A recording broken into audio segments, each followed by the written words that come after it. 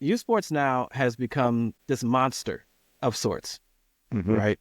It is expensive. It is time consuming, and it just keeps growing arms, more and more arms. Every time you cut one off, five more spawn. I want to ask you specifically about spending money. You were a financial advisor at Northwestern Mutual, so let's talk about spending money. Camps are expensive. Trainers are expensive. Yep. Private schools are expensive.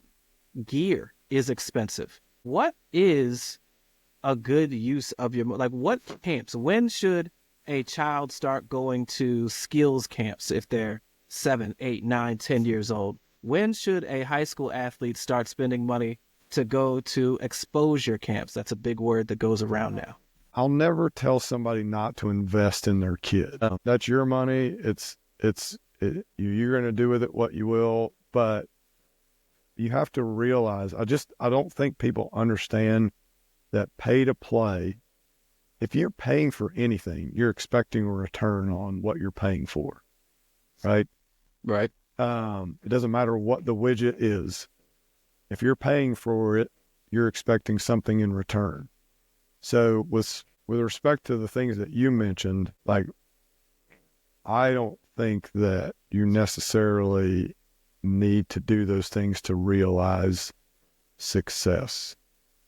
When I sit down with one of my players and their families, and we're talking about what prospect camps to go to specifically for football, first of all, I'll never tell any kid to go to do a private trainer, skill development, and pay for that.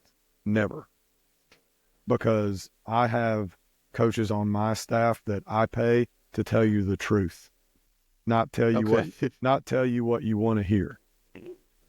And if you're paying for skill development and that person doesn't have anything invested in you outside of you're giving them money to train you in some way, then it's about them. It's not about the kid. I don't care what they tell you. They're going to make up some sort of story that's going to be, oh yeah, it's about your kid and his development. It's just not true. It's not. With regards to prospect camps, I think that those things are valuable to gain information to help you make a great decision on whether or not you think you can play. And if you think you can play at the next level, then after going to those camps, right, then it's determining, is this a place I can see myself at the next level?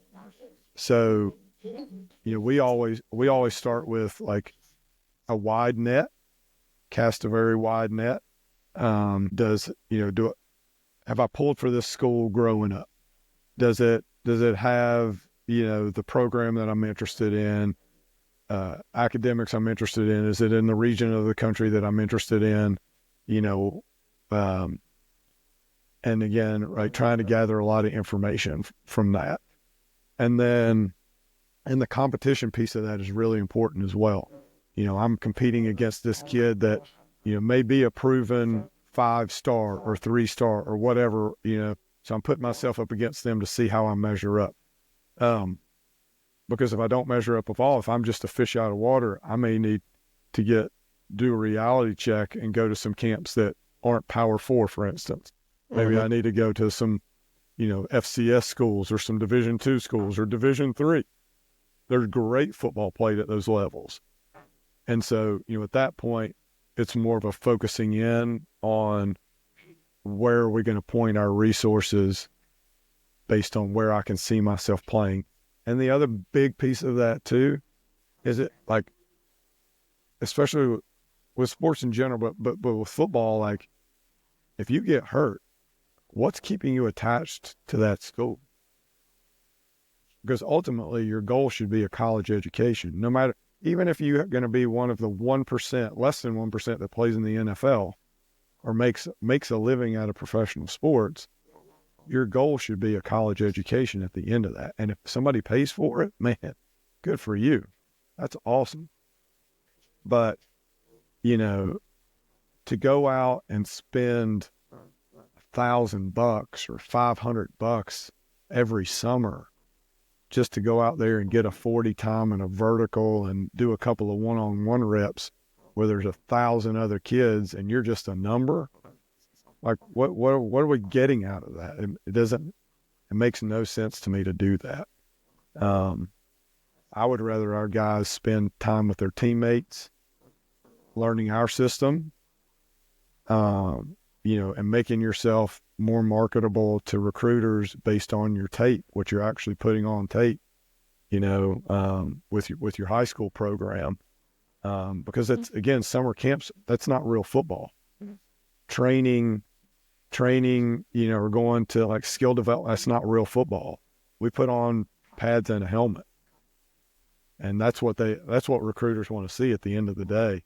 You can go make as many one-handed grabs as you want with no helmet on, but when somebody pops you under the chin and you can't hang on to it, you're not going to get offered.